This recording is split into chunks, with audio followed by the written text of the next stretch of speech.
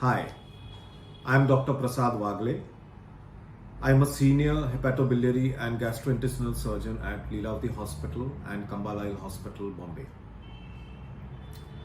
I bring you greetings on this World Liver Day on behalf of myself and my team, EduSurge.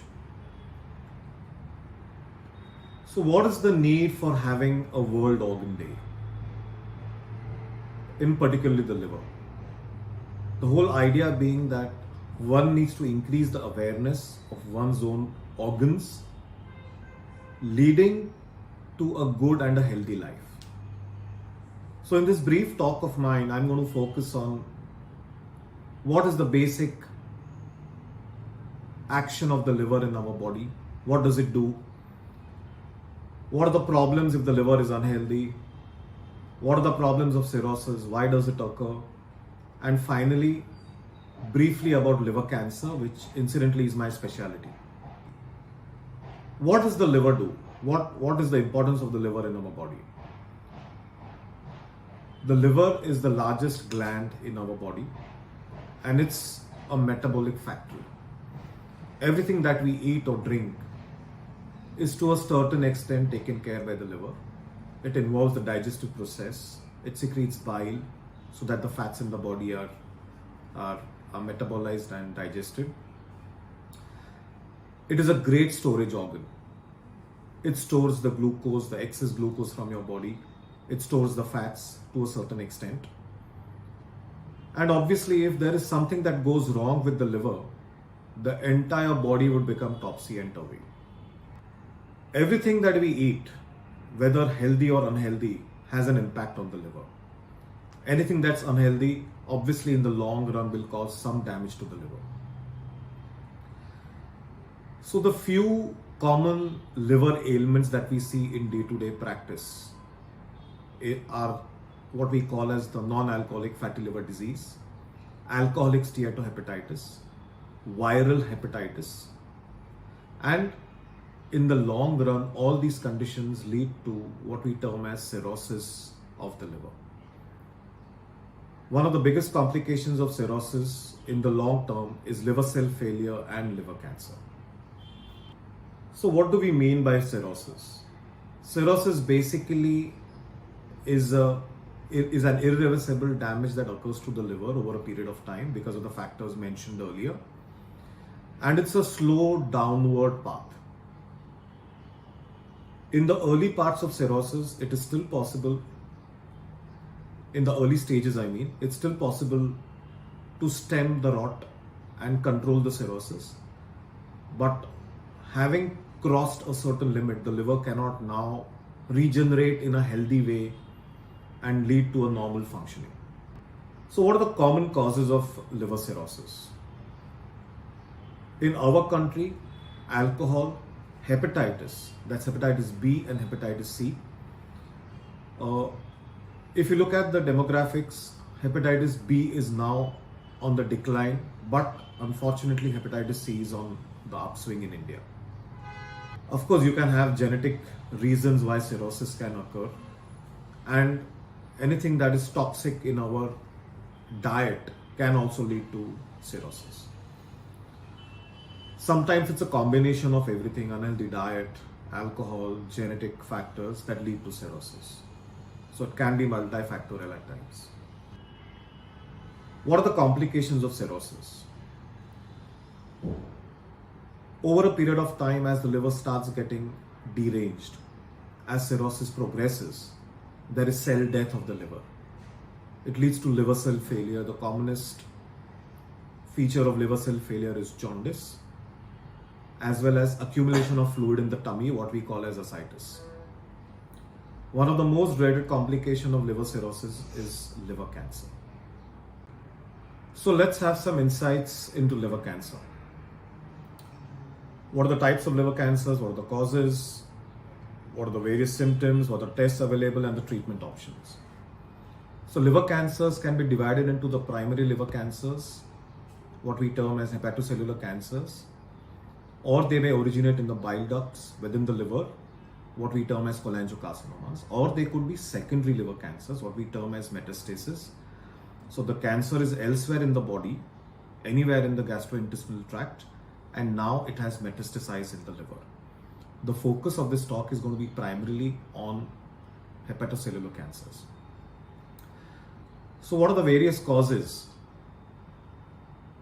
Cirrhosis is the most important cause. Whatever the etiology of cirrhosis, whether it's stemming from hepatitis or alcohol or a non-alcoholic fatty liver disease, the end result is cirrhosis.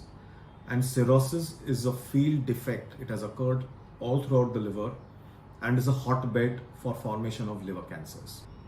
Often we are asked, what are the symptoms that one should look out for in liver cancers? Can I know I have liver cancer? The answer is both yes and no. In the very early stages of liver cancers, it's impossible to have, or most people do not have any symptoms. So it's those group of patients who are cirrhotics who are on screening, get incidentally detected with liver cancers on a screening protocol. Yes, we do sometimes see primary liver cancers without a background of cirrhosis, which is roughly in around 10 to 15% of our population. So as the cancer advances, then one starts having symptoms of progressive disease, weight loss, loss of muscle mass, increase in the water fluid in the tummy, what we call as ascites. The ascites starts worsening, the jaundice starts deepening or starts coming up in these patients. So the problem is we do not want to lose the opportunity of having missed out on early cancers. So once we have seen that these patients have cancers, there are certain other tests that we do to stage them. So when I say staging, it means whether I can achieve some cure for these patients or I only need to palliate these patients. So some of the imaging modalities like a CT scan is going to tell us whether the cancer is only in a particular part of the liver or has it spread from one part of the liver to another part, from the liver, outside the liver, particularly the lungs as well as the bones. For cancers that are restricted to only one part of the liver, it's much more amenable for treatment than cancers that have spread. MRI is also a wonderful modality in staging cancers. In fact, there are patients that we have missed on CT, but the MRs have picked up. So MRI is a very important and a great modality in staging liver cancer patients. Often we are asked, doctor, what about PET scan? Do we also do PET scan for liver cancers? One can, but it does not fall in the standard algorithm for management of liver cancers. So having staged liver cancers, we now decide what are the treatment modalities available for these patients and what is the best option available.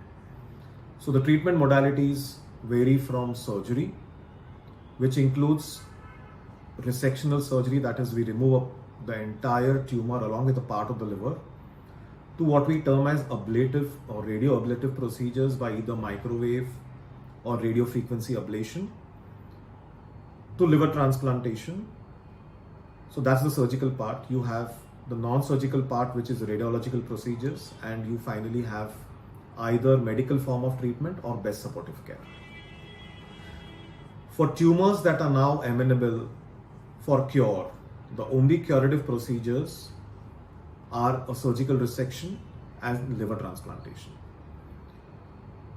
So in early cirrhosis, if what we term as the Child-Turcotte score, if we deem that these patients have very early cirrhosis and the tumor is amenable for removal, we remove them surgically, either by open surgical or a laparoscopic technique, along with a part of the liver. If the liver cirrhosis is advanced and the tumor is meeting certain criteria, what we term as the Milan's criteria, which is the standard criteria all over the world, then liver transplantation is offered to these patients. But again, as I said, primarily in those cirrhotics whom we cannot offer a surgical resection. If the liver tumor is extremely large, but still is there only in the liver, we may at times downstage these tumors by doing certain other procedures by what we call as TACE or a tear along with a portal vein embolization, so that the rest of the liver that's going to be remaining behind increases in size and does not undergo failure after removal of the tumor as well as a part of it, a part of the liver. The non-surgical treatment for these patients, if we deem that no, I cannot offer surgery because your tumor is pretty advanced, or you do not fit the criteria, or you are not fit. So we have to work up these patients from the cardiac point of view, from the pulmonary function and the renal functions, to deem whether they are good candidates for any kind of surgical procedure. If they are not, then the interventional radiologist takes over to do certain procedures which I mentioned earlier, like a TACE or a TARE, which is basically introduction of certain substances through the hepatic or the liver arteries, which bust or kill the tumor cells. If we cannot even offer these therapies, and if the disease is extremely advanced, the other treatment of choice is what we call as oral chemotherapeutic agents like sorafenib and lenvatinib, as also the newer available modalities like immunotherapy, but which unfortunately are pretty expensive at this point. Any patient who is extremely advanced, we offer them best supportive care, that is purely symptomatic treatment. We only control the problems that they have. We also treat the hepatitis, if at all that is the cause for liver cancers. So that also forms a part of the management strategy. So the last part of my talk is whether we can prevent deterioration of the livers. Can we have a healthy liver? Is there any lifestyle modifications that we can do to have a good liver? Yes.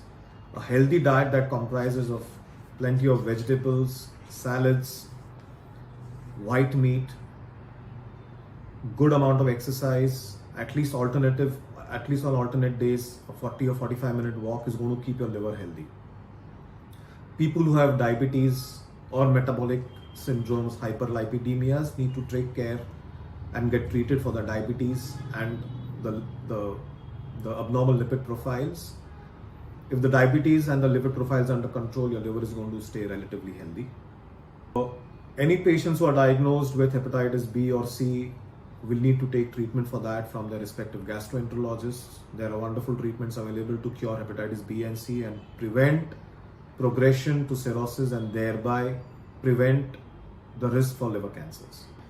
Finally, we also screen all cirrhotic patients on a regular basis with liver function tests, endoscopy, sonography, and of course tumor markers like alpha fetoprotein, so that if and when they develop liver cancers, we can at least catch them early and treat them with the hope that we can cure these patients.